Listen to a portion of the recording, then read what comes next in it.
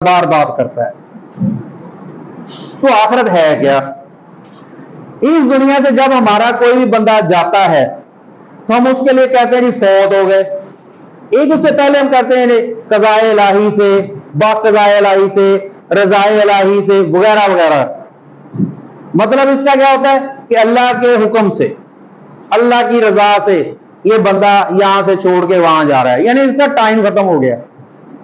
अब मौत के बारे में हमारा जहां टाइम होता है, मैं एक जगह किताब में पढ़ रहा था, वो कहते हैं कि जब मौत आने वाली होती है ना, तो बंदा के पास फरिश्ता आता है, खुराक वाला, रिज़्क वाला, आगे कहता है भाईजान मैं पूरी दुनिया घूम आया हूं, तुम्हारे नाम का रिज़्क कहीं नहीं है, तो सॉरी। सांस वाला आता है घूम के, कहता है कि तेरे हिस्से का सांस पूरी दुनिया में अब खत्म हो गया है, तो अब सॉरी। सफर आपके पांव चलते हैं, वो वापस आता है, कहता है जी पूरी दुनिया में अब कोई ऐसी जगह नहीं है जहां तेरा भी पांव लगना है, लिहाजा सॉरी। तो फिर मलकुल मौत बैठे होते हैं और वो कहते हैं आओ जी चलें। हजरत सुलेमान अलैहिस्सलाम, जिनके पास जिन्नात उनके ताबे थे, हवा उनके ताबे थी, चरिंद परिंद जानवरों सबकी बोलियां वो सुन लेते थे, कर लेते थे। तो एक दफा वो अपने दरबार में बैठे हुए थे, उनका वजीर उनके पास खड़ा था, तो उनके दरबार में एक बड़ा खौफनाक शक्ल वाला बंदा आया। उसने आके वजीर को घूरना शुरू कर दिया, जैसे मैं इस गालिब इसको शारून को घूर रहा हूं। अब वो डर गया, एक उसकी शक्ल डरावनी थी और उसी को घूर रहा था।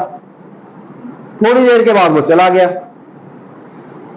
तो वजीर ने हजरत सुलेमान अलैहिस्सलाम को कहा कि ए अल्लाह के रसूल, मुझे इस बंदे से डर लग रहा था, मुझे आप ऐसे करें, दुनिया हवा को बोले मुझे दुनिया के आखिरी कोने में छोड़ आए। वहां तो ये नहीं होगा ना। तो हुक्म मिला, हवा ने उठाया, दुनिया के आखिरी कोने पे छोड़ आए। जब वहां छोड़ के वो हवा वापस मुड़ी तो देखा वही बंदा उधर भी खड़ा है, लेकिन इस दफा वो मुस्कुरा रहा है थोड़ा थोड़ा। तो वजीर ने कहा यार अब मैं फंस तो गया हूं तेरे पास, अब ये बता तू पहले मुझे घूर रहा था और अब मुझे तू हंस रहा है, माजरा क्या है? उसने कहा मैं मालकुल मौत इजराइल हूं। जब मैं वहां पहुंचा तो तेरी मौत मेरे पास जो परवाना था इस जगह पे लिखी हुई थी, तेरी जान निकालनी, और तू वहां पे था। तो मुझे तुझ पे गुस्सा आ रहा था कि तू अपनी जगह पे पहुंचा क्यों नहीं अभी तक, और अब मैं इसलिए खुश हो रहा हूं कि तू खुद ही इस जगह पे आ गया जहां पे तेरी जान निकालने का हुक्म है। यानी वो ये सफर आखिरी उसका रहता था, तो उसकी जान निकाल ली गई। दुनिया के आखिरी कोने में माफी नहीं मिली। फिर हमें इसकी फिक्र करनी नहीं चाहिए। अब अकीदा आखिरत के लिए हमें क्या करना है, ये तो अकीदा आखिरत है क्या, यानी कि अब इसको हम क्लोज करते हैं कि अकीदा आखिरत का असल में मतलब ये हुआ कि हम इस दुनिया में जो कुछ भी करते हैं ये सोच कर करेंगे कि मरने के बाद एक और जिंदगी है और वहां इसका हिसाब देना है।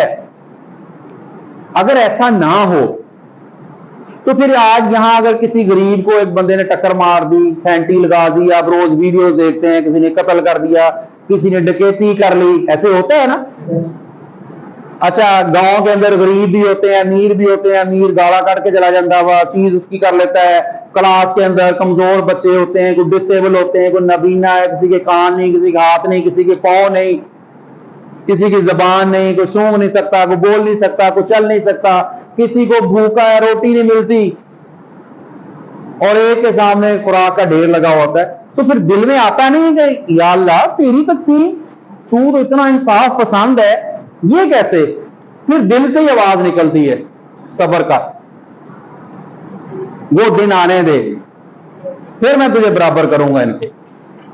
तो फिर हो सकता है कि वो दिन जो गरीब है, जिसको आप आज धुतकारते हैं, जिसका आप मजाक उड़ाते हैं, वो ऊंची दर्जे पे बैठा हो और आप कमतर दर्जे पे हों, और अल्लाह ना करे कि हम में से कुछ दोज़ख में भी हों।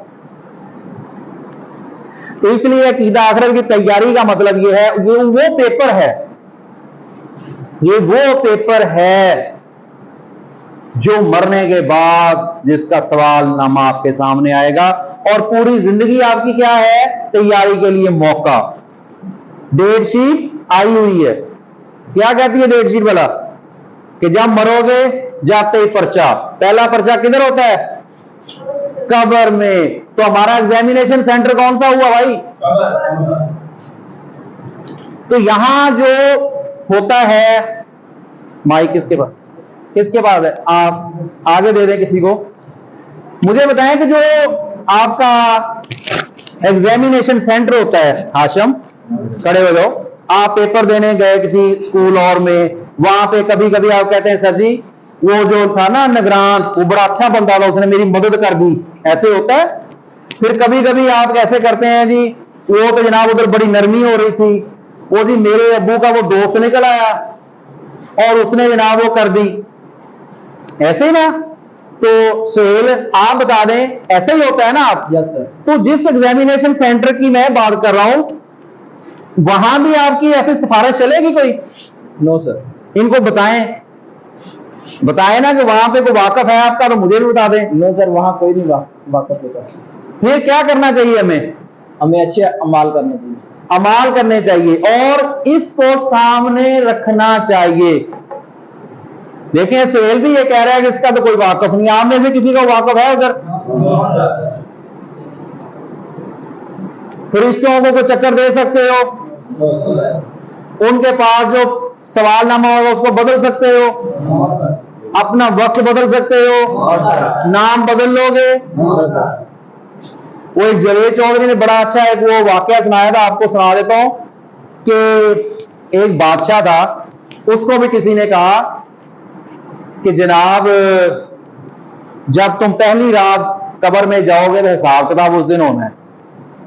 उसने ऐलान कर दिया कि मेरी जगह जब मैं मरूंगा, मेरी जगह मेरी कब्र में एक रात कोई और गुजारे। यानी वो समझता था कि फरिश्ते बेवकूफ है, नाउजुबिल्लाह, वो उनको चक्कर वो धोखे में आ जाएंगे, तो मेरा हिसाब किताब कोई और दे देगा, फिर अगले दिन मुझे कब्र में रख देना। तो उसने कहा अगर कोई इस एग्रीमेंट मुझसे करता है तो उसको बादशाह बना देना मेरे बाद। पूरे मुल्क में ऐलान हो गया, कौन आता है दूसरे की कब्र के लिए।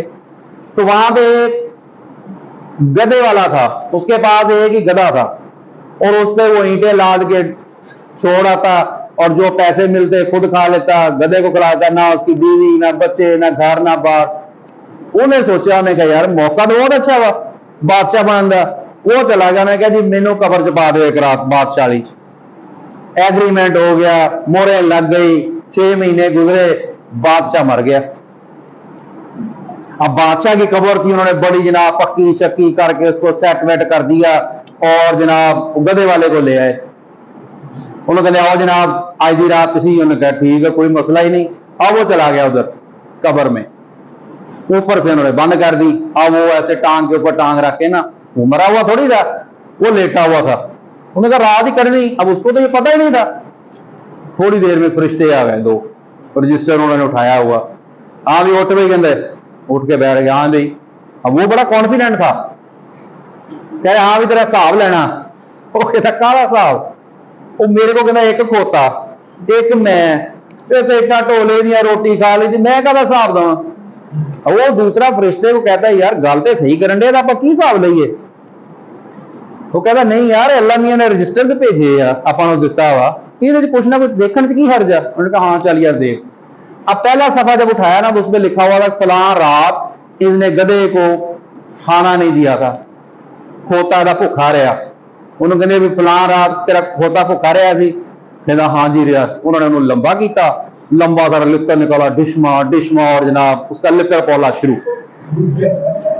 काफी है मारने के बाद उसको फिर सीधा किया, अगला सफा उठाया और फिर उसको पूछने लगे जी हाँ जी वो तूने फलां दिन गधे ਨੂੰ मारिया बहुत सी? कहना हाँ जी मेरे गुस्सा आ गया सी। करो उन्होंने कहता लंबा, फिर लंबा कर, फिर उसको तौणी लग रही है। सुबह हो गई और उसका लित्र पौधा नहीं खत्म हो रहा है, सिर्फ गधे से। सुबह हुई, फौजियों ने आगे जनाब उसका उठाया गया ना, बादशाह सलामत कढ़ो बाहर। अब जैसे बाहर निकला बादशाह सलामत भाग पड़ा, पीछे गए फौजी ने पकड़ा, यार तू कितने नसा तू तो साडा बादशाह वा। वो कहता भरा तुहाडी मेहरबानी, वो मेरे को एक खोते का हिसाब नहीं दे होया, तो मैं इन्हें मुल्क का हिसाब किताब तो मैं नहीं पढ़ता सी, जिन्होंने बनाना बना लो। हम हंस तो पड़ेंगे सुन के, हकीकत यही है। अब इस पे सोचो कि एक गधे का हिसाब तो उससे दिया नहीं गया। ये बड़ी अच्छी कहानी जिसने भी बनाई है, हम कैसे हिसाब देंगे? ऐसे ही कुछ वाकयात कल भी हम इसको शेयर करेंगे। और आज आपने ऐसे करना है कि इसके जो 2 पेज हैं उनको आपने पढ़ के आना है। इसमें से 10 शॉर्ट क्वेश्चन आपने खुद बना के लाने हैं। शॉर्ट क्वेश्चन बनाने का नुस्खा मैंने आपको बताया हुआ है। भला क्या है? भला आप जरा लाउडली बोलेंगे कि जिसमें हो नाम, तारीख, जगह और तादाद। नाम में सारा कुछ आ गया ना। नाम से मुराद है इंसान का नाम है, चीज का नाम है, बुक का नाम है, कुछ भी है। तारीख और तादाद, ये जहां जहां आपकी बुक में आएंगे इसको आप अंडरलाइन करते जाएंगे।